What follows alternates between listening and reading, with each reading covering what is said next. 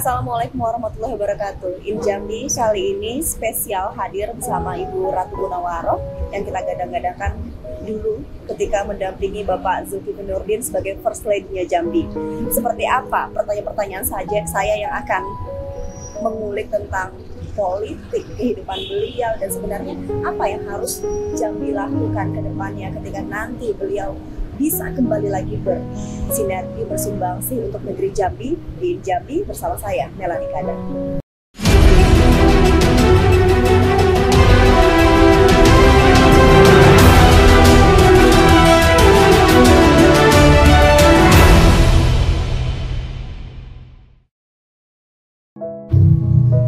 Langsung saya sapa Ibu Ratu Munawaroh. Assalamualaikum. Waalaikumsalam warahmatullahi wabarakatuh.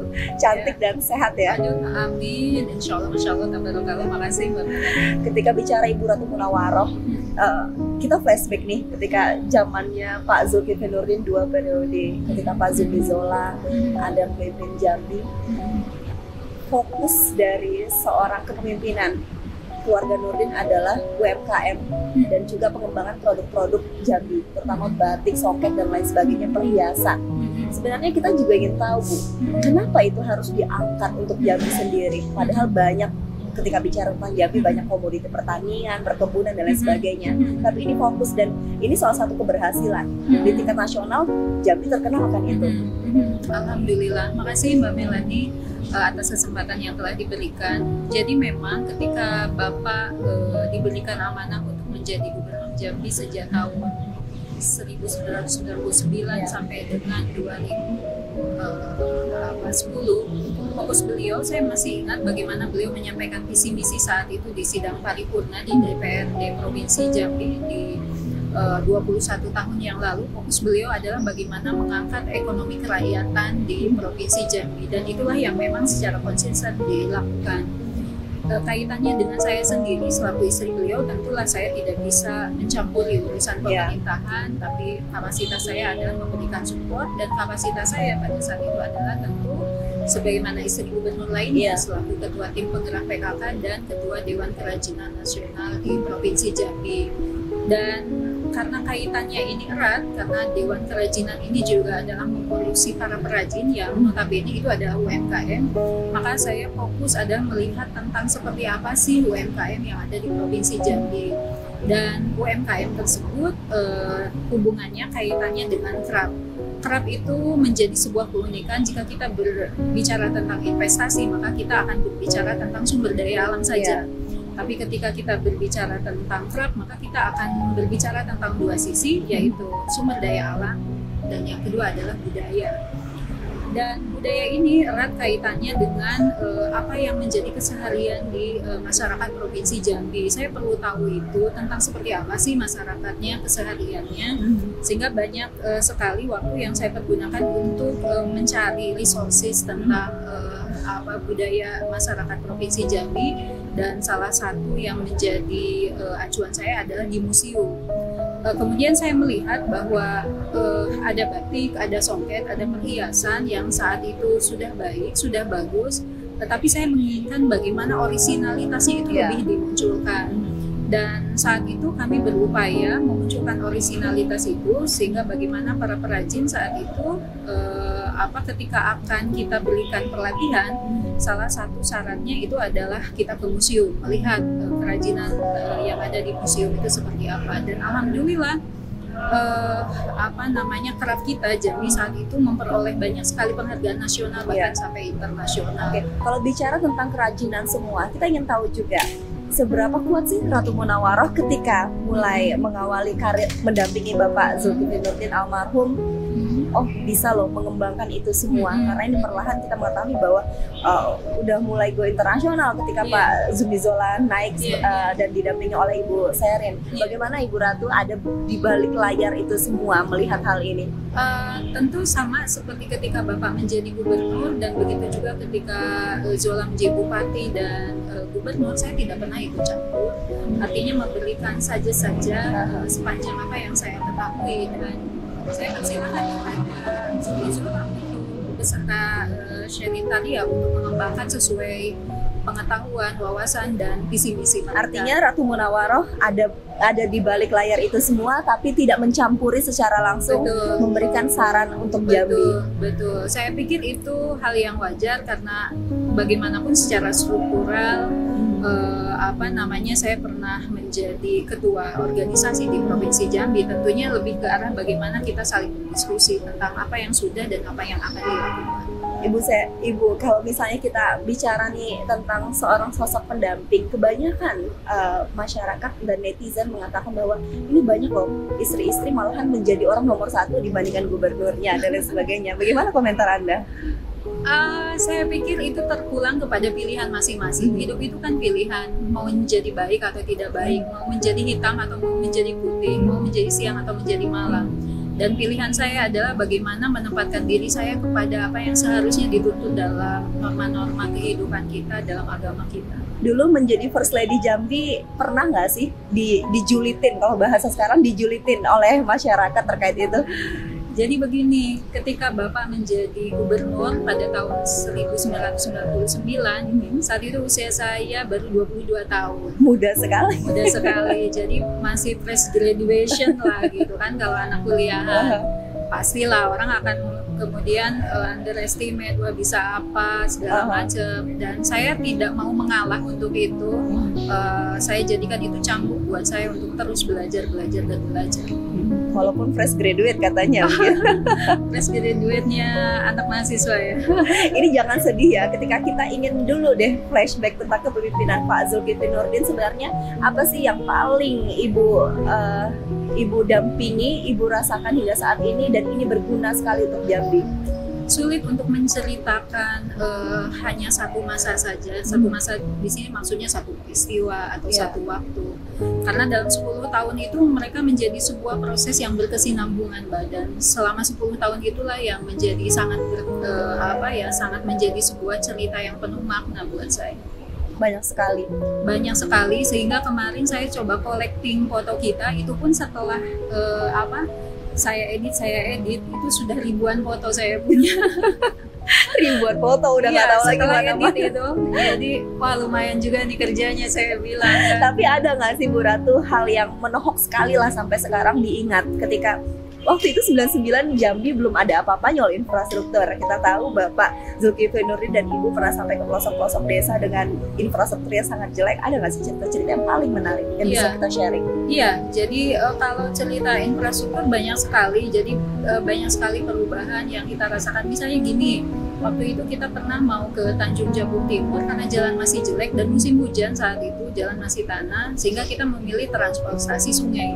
Dan saat itu karena musim hujan kan Mbak, air sungai sangat deras batang hari dan hanyutlah batang-batang pohon gitu kan. Dan kapal kita itu sudah dengan kemiringan seberapa derajat ya, itu udah mau terbalik.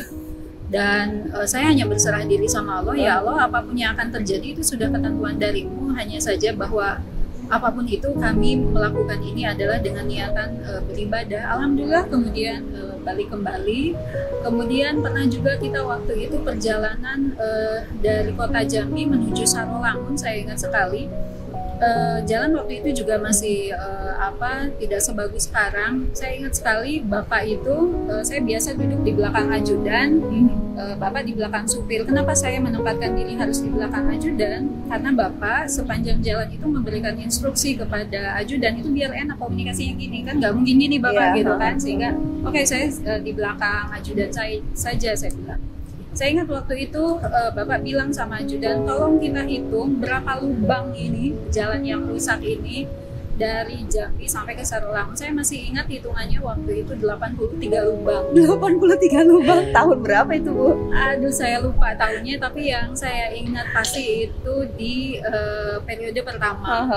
Kemudian yang cerita selanjutnya, kita pernah kecelakaan mobil Mbak waktu itu di Solok. Jadi ceritanya kita ada kegiatan di Kerinci, mau pulang ke Jambi harus lewat Merangin, otomatis satu-satunya jalan. Terus dapat laporan bahwa ada longsor. Oke, kita bisa lewati longsor itu Pak, tapi jadi ganti mobil katanya. Jadi kita turun mobil, lewati longsor, ganti mobil di seberang sana gitu kan. Wah, kita bilang riskan, kita tidak tahu akan ada berapa longsoran lagi. kemudian juga barang kita juga banyak gitu kan. Udah keputusannya akhirnya kita muter lewat Solok, lewat Damasraya, Bungo gitu. Jauh sekali gitu kan, tapi oke, nggak apa-apa gitu kan.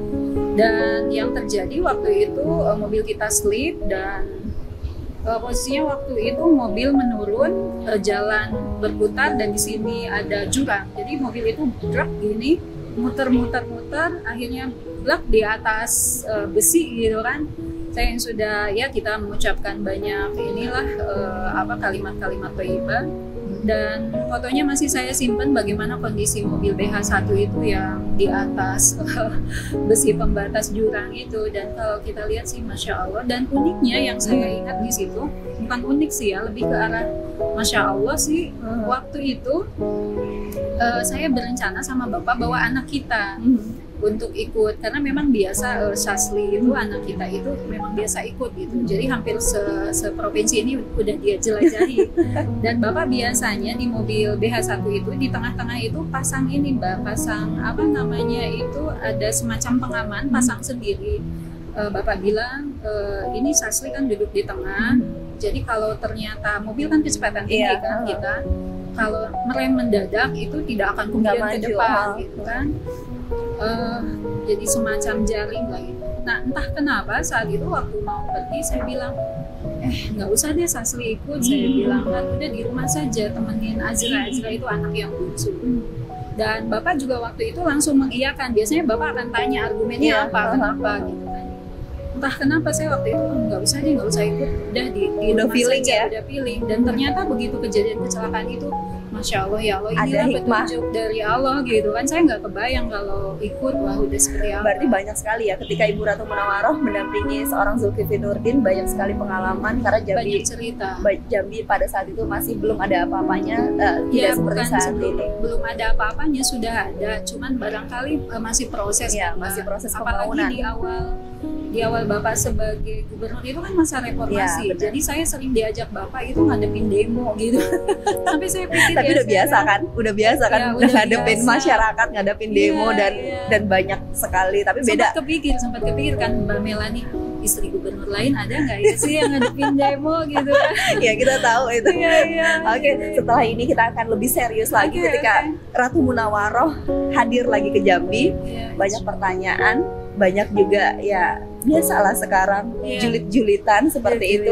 Bagaimana seorang wanita, orang Jambi orang baik semua ya. Jadi bagaimana sih seorang Ratu Munawaroh melihat hal itu semua, karena dinamika politik kita rasakan saat ini, butuh seorang perempuankah, dan inikah yang harus bisa dipertimbangkan masak oleh masyarakat Jambi. Setelah jeda pariwara berikut ini, tetap di Jambi.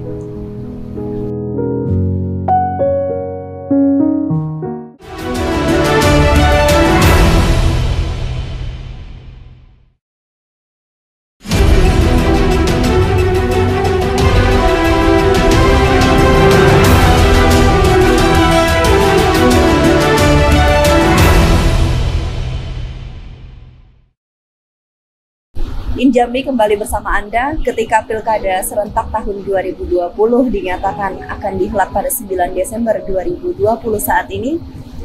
Kita banyak melihat fenomena figur-figur yang hadir, salah satunya adalah Ibu Ratu. Ibu Ratu ketika jauh sebelum Pilkada nama Anda belum disebut, tapi ketika pada COVID-19 ini dan dinyatakan 9 Desember adalah waktu yang ditentukan oleh pemerintah, nama Anda santer terdengar, dan ini menjadi kekhawatiran banyak pihak, kekhawatiran banyak figur yang turut maju pula. Sebenarnya serius nggak sih untuk balik lagi ke Jambi, membangun Jambi, bukan untuk berada di belakang seorang suami yang hebat, tapi seorang yang maju di depan layar.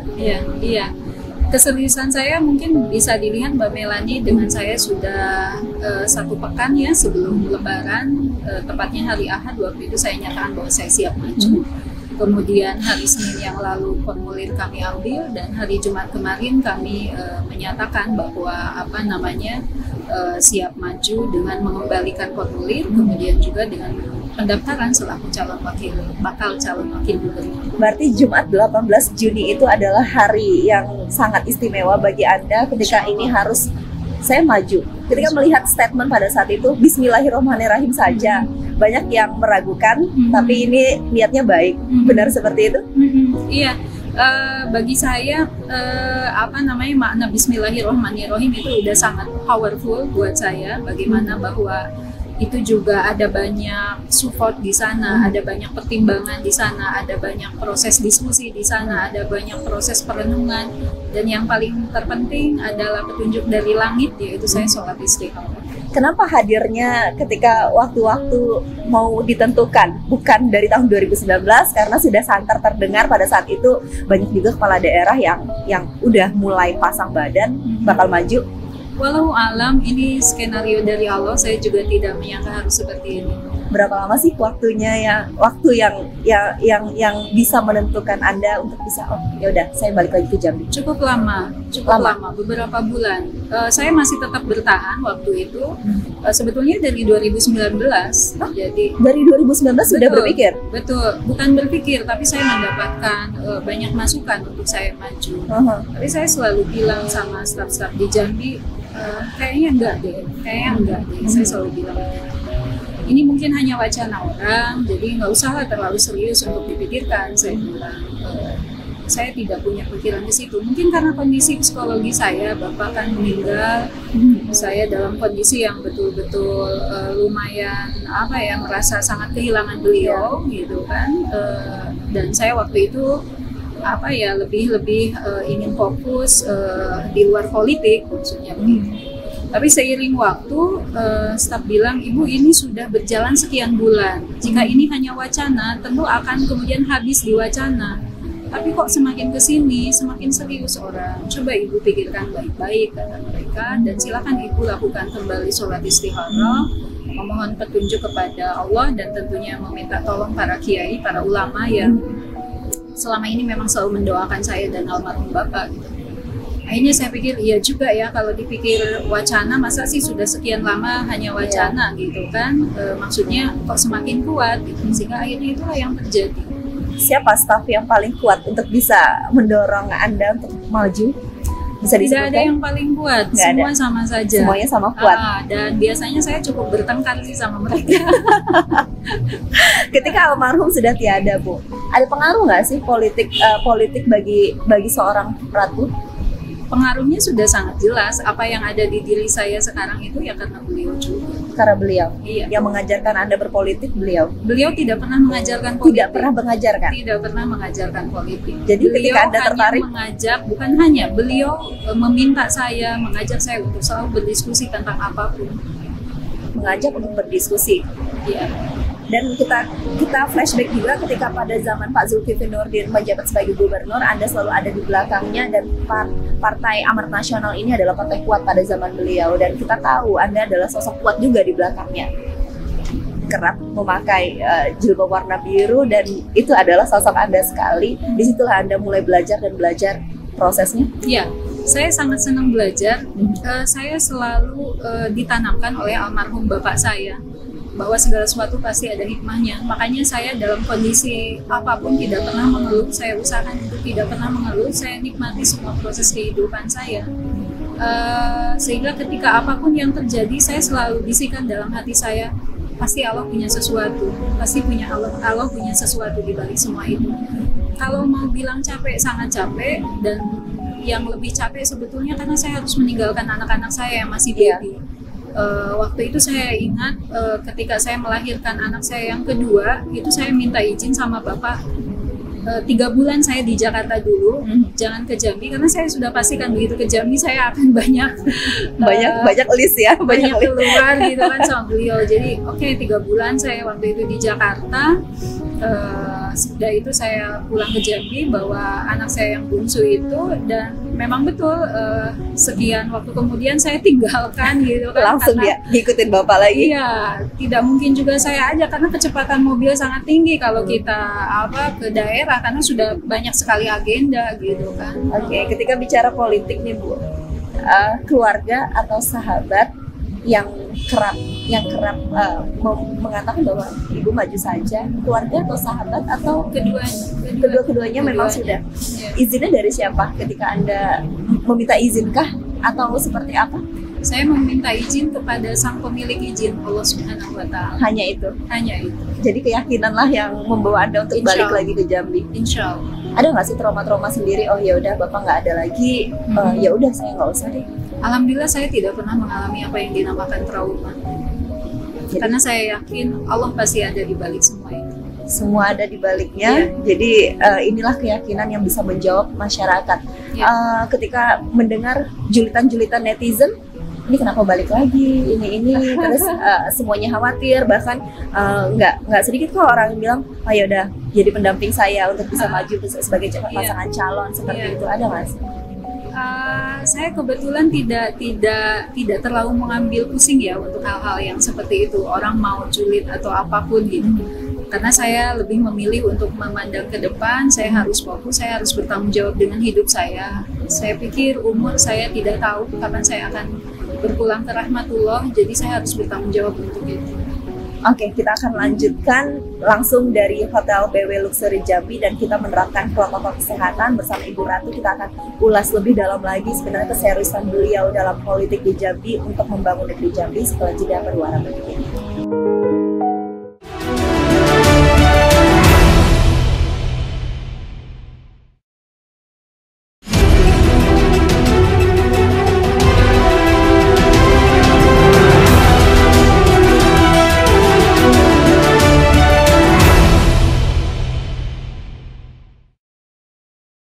In Jambi kembali bersama Anda masih di Taman Kerinci Hotel BW Luxury Jambi dan bersama Ibu Ratu.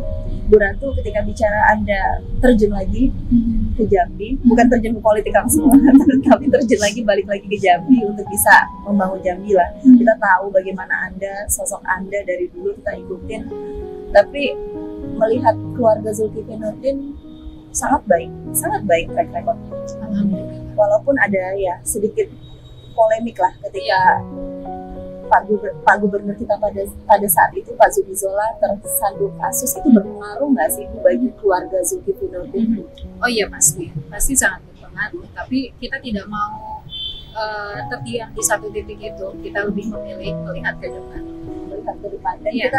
Dan kita juga melihat kok statement Ibu ketika ditanyakan oleh wartawan disinggung bagaimana sih karena kasusnya ada Zumi Zola tersandung kasus, tapi Ibu bilang, oh saya tidak hal itu yang dibahas, tapi bagaimana Jambi, benar itu? Iya betul. Jadi begini Mbak, bahwa setiap kehidupan kita siapapun itu, mau gubernur, mau bupati, mau wali kota, setiap orang pasti akan diberikan sebuah ujian, sebuah persoalan hidup, dan apapun itu saya lebih memilih untuk melihat hikmahnya dan lebih memilih untuk melihat ke depan. Iya. Sebelum Bapak wafat pernah nggak sih Bu berbicara, oh ketika saya tidak ada, mungkin ini udah bayang-bayang nih, ada nggak sih dibahas kalau saya nggak ada mungkin Ibu bisa meneruskan untuk Jambi dan sebagainya, ada nggak sih pernah dibahas? Nggak dibahas begitu, tapi waktu dulu bahwa ketika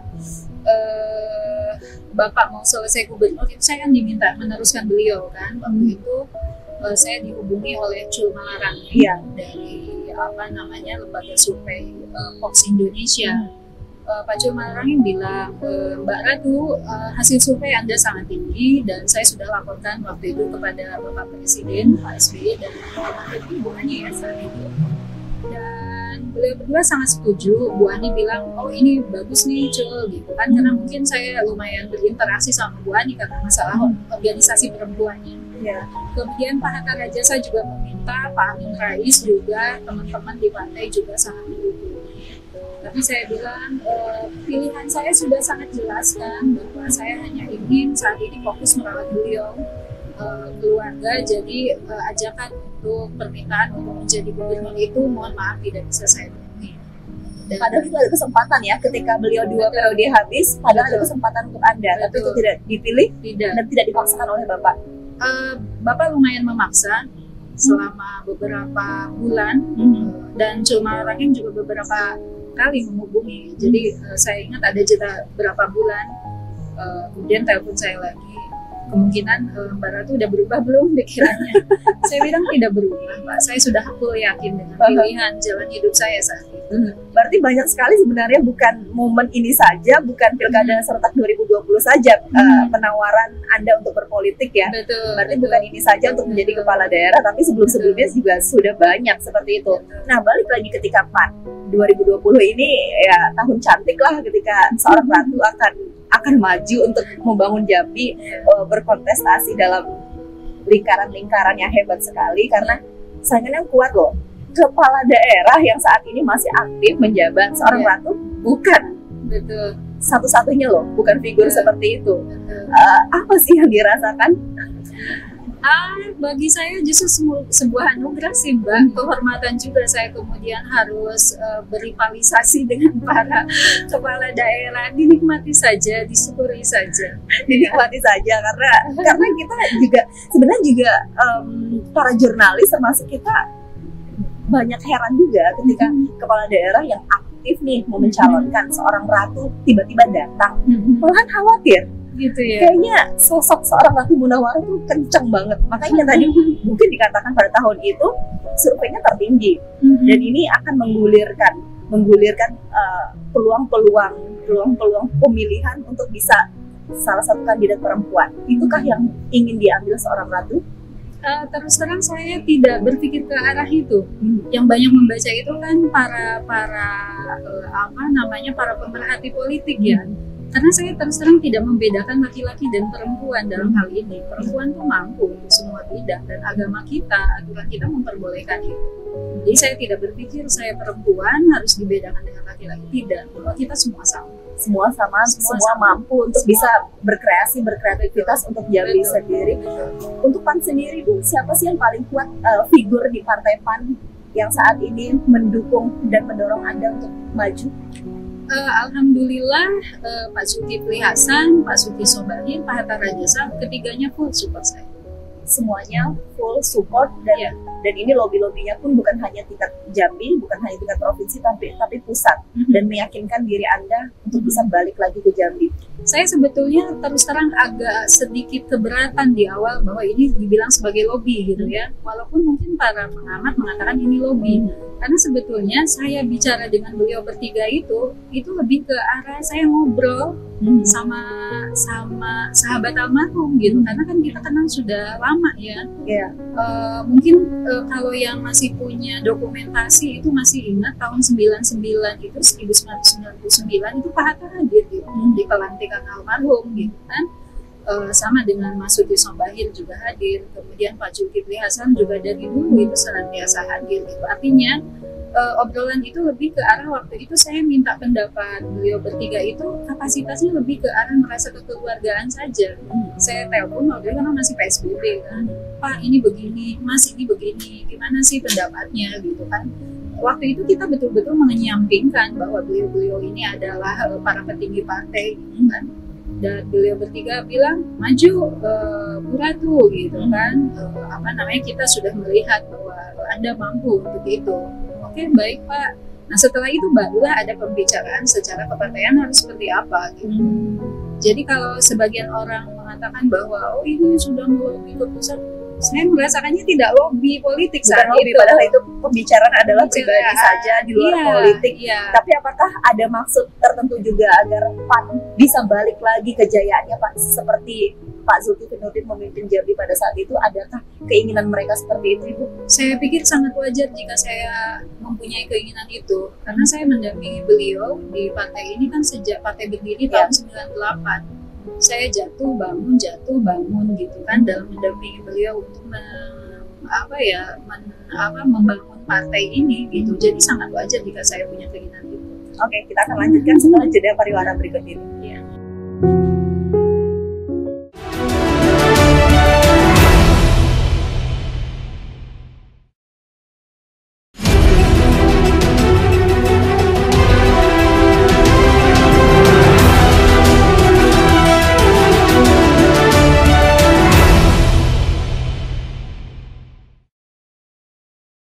Jambi kembali bersama Anda, nggak kerasa kalau ngobrol sama seorang Ratu Munawwaroh.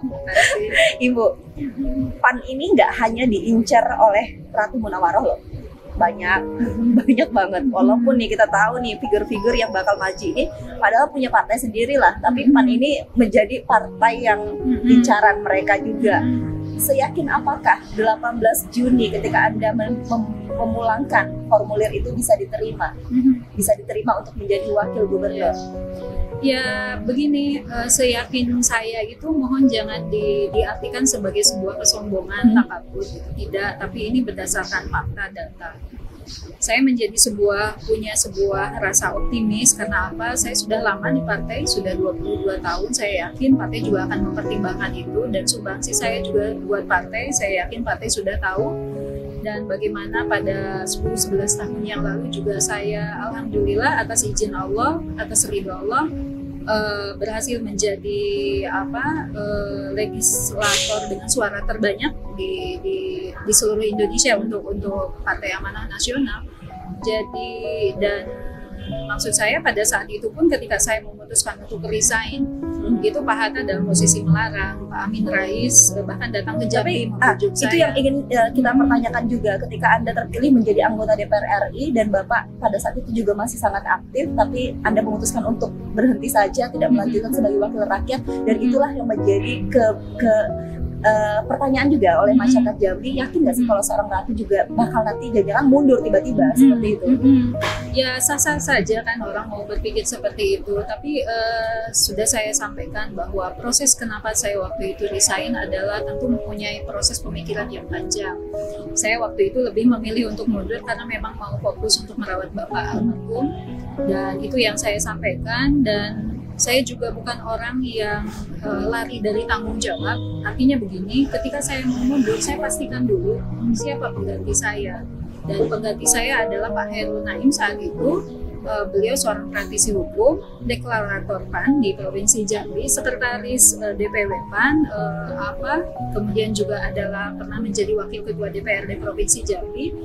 Kiprahnya sudah sangat jelas. Saya mengenal pribadi beliau, saya mengenal keluarganya, istri dan anak-anaknya, sehingga saya bisa pastikan ketika saya mundur itu tidak akan menjadi sebuah kesia-siaan buat masyarakat Provinsi Jambi. Aspirasinya tetap bisa diperjuangkan. Jadi ketika itu sekarang masyarakat Jambi nggak usah lagi bertanya tentang itu, karena ini ada alasan kuat seorang Ratu Munawaroh mundur dari sebagai wakil rakyat di DPR RI pada saat itu, karena yakin penggantinya juga akan lebih hebat seperti itu, dan ibu memilih ya untuk keluarga, untuk bapak semuanya seperti itu. Oke. Pertanyaan selanjutnya Ibu, karena ini segmen terakhir, kita ingin tahu juga tadi bukannya sombong, bukannya bukannya takabur dan lain sebagainya, tapi ini keyakinan karena Anda ingin membangun PAN dari sisi inilah Anda bisa membangun Jambi. Sebenarnya masyarakat juga ingin tahu ketika Ratu datang lagi ke Jambi, apakah hanya sebagai wakil saja? Pernah nggak sih berpikir untuk orang nomor satu saja? Karena Ratu itu udah namanya mungkin kalau di selebaran udah tahu semua orang, walaupun Anda udah mungkin beberapa tahun ini nggak aktif lagi di Jambi, nggak pernah pertama kali berpikir untuk ya udah nomor satu aja, tapi ya udah nomor dua gitu. Apa sih pertimbangannya?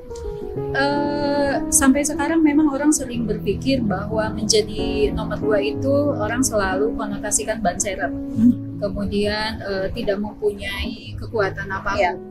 Padahal itu menjadi kekuatan yang sangat baik, mempunyai kekuatan yang sangat strategis. Tugas seorang wakil gubernur itu adalah bagaimana melakukan pengawasan yang sangat ketat terhadap apa yang menjadi proses pembangunan. Kita seringkali bangga, saya seringkali selama 10 tahun dampingi Bapak, dan sesudah itu tentunya saya juga berkampanye untuk Subindra, untuk Zumi Zola. Sehingga saya juga banyak belajar bagaimana yang selalu terkadang saya melihat, tentunya tidak semuanya. Para kepala daerah mengatakan, oh anggaran kami sedemikian banyaknya. Bagi saya bukan itu poinnya. Bukan anggaran. Bukan anggaran seberapa banyak, tapi seberapa besar anggaran itu terserap. Percuma saja anggaran Anda banyak, tapi tidak terserap. Disinilah letak sentral seorang wakil, gitu kan. Bagaimana dia bisa memastikan anggaran yang ada itu betul-betul maksimal, dan itu tugas yang tidak ringan. Karena apa? Tidak mungkin wakil itu juga kerja sendiri. Dia harus pastikan pasukan yang ada di belakangnya itu adalah juga pasukan yang siap tempur untuk memastikan anggaran itu sampai. Dan anggaran itu sampai itu bukan hanya di komunitas ASN provinsi saja, tapi juga sampai kepala desa gitu. Kepala desanya siap tidak gitu. Jadi wakil gubernur bukan ban serep serep gitu. Bukan ban serep, tapi sebuah posisi yang sangat strategis dan tidak mudah karena dia harus tegas memastikan sampai tidak boleh ada main-main di sini. Oke, Bu Ratu, ketika bicara itu semua, kita ingin tahu sebenarnya apa keinginan Anda untuk maju menjadi Wakil Gubernur Jambi, apa yang ingin Anda bangun di Jambi saat ini ketika nanti masyarakat menentukan pilihan, ya sudah, untuk Ratu dengan pasangannya lah untuk bisa memimpin Jambi, untuk bisa membangun Jambi. Apa yang Anda tawarkan dan Anda inginkan untuk Jambi? Yang pasti saya ingin masyarakat Jambi itu sejahtera dan tentu punya cara untuk sejahtera itu. Saya ingin pastikan bahwa ketika insya Allah saya mendapatkan amanah itu, diberikan tanggung jawab itu beserta gubernurnya nanti, maka saya ingin bahwa gubernurnya juga mempunyai komitmen dengan saya bahwa kita tidak membangun mercusuar, tapi kita harus membangun ekonomi kerakyatan. Karena itulah yang terpenting, bagaimana agar infrastruktur yang dibangun itu adalah infrastruktur untuk kerakyatan, bukan infrastruktur mercusuar. Sesuai dengan Presiden Jokowi juga membangun memang hingga pelosok desa saat ini. Betul. Semuanya desentralisasi, bukan desentralisasi saja tapi semuanya menyebar hingga pelosok, dan ini rakyat hingga desa lah yang harus merasakan bagaimana Indonesia itu merdeka. Terakhir Ibu, ketika bicara seorang Ratu Munawaroh, poin penting yang harus masyarakat tahu tentang Ratu datang lagi ke Jambi untuk membangun Jambi, apa yang harusnya masyarakat pikirkan ketika mendengar nama seorang Ratu Munawaroh? Saya tidak tahu apa yang masyarakat pikirkan tentang saya, karena itu berbalik kepada pemikiran masing-masing gitu kan, Mbak. Saya hanya ingin mengatakan bahwa saya tulus mengabdi untuk Jambi sebagaimana ketulusan saya selama ini. Karena ketika Bapak selesai menjadi gubernur, saya memang tidak pernah mensiarkan ke Jambi apa yang saya lakukan ketika Bapak selesai jadi gubernur. Saya masih berjuang buat Jambi. Saya waktu itu masih diundang sebagai pembicara di Musyawarah Nasional, hadir langsung waktu itu Ibu Budiono, Wakil Presiden saat itu, istri Wakil Presiden saat itu, ada ibu-ibu menteri, ada Ibu Oke Hatta Rajasa, Ibu Andi Malarangeng, dan banyak yang lainnya.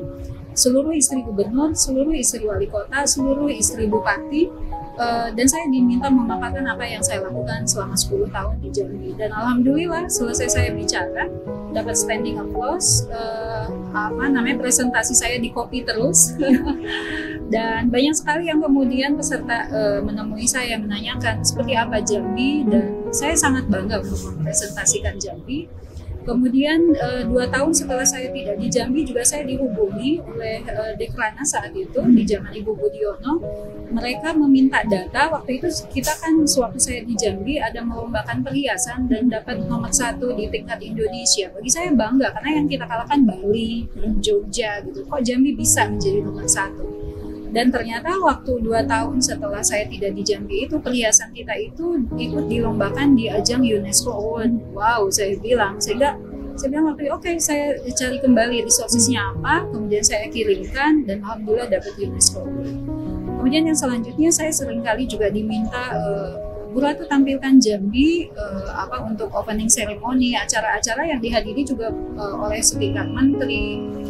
Bahkan di luar itu juga saya pernah juga mempresentasikan tentang Tepuluk itu di hadapan Ibu Negara, Ibu Joko Widodo, Ibu Iriana itu di Istana Bogor, dan dihadiri oleh para istri duta besar yang akan berangkat ke luar negeri.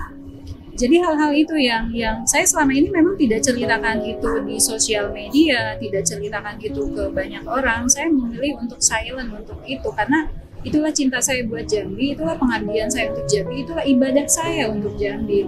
Sekali lagi bahwa saya tidak tahu kapan saya akan dipanggil oleh Yang Maha Kuasa. Saya ingin ketika saya dipanggil oleh Yang Maha Kuasa, saya sudah melakukan banyak hal, berbuat baik tanpa memandang apapun itu. Karena bagi saya ketika saya bisa berbuat baik itu sangat menyenangkan. Itu booster yang sangat baik buat saya. Berarti seorang Ratu Munawaroh bukan koar-koar tentang apa yang ingin dilakukan, tapi sebenarnya walaupun Bapak juga tidak menjabat lagi, tidak ada di Jambi, tapi sumber-sumber prestasi Jambi itu didapatkan dari Ratu Munawaroh, dan itu tingkat nasional hingga internasional, itulah yang Anda bawa hingga saat ini semuanya untuk Jambi. Insya Allah, semoga Allah ridho. Terima kasih Ibu atas waktunya. Sehat dan sukses selalu ya. Amin, amin. Sama Mbak Melani juga, sama Jack TV. Iya. Akhir kata saya Melani Kadar undur diri dan saya akhiri In Jambi bersama Ibu Ratu Munawaroh. Sampai jumpa. Assalamualaikum warahmatullahi wabarakatuh.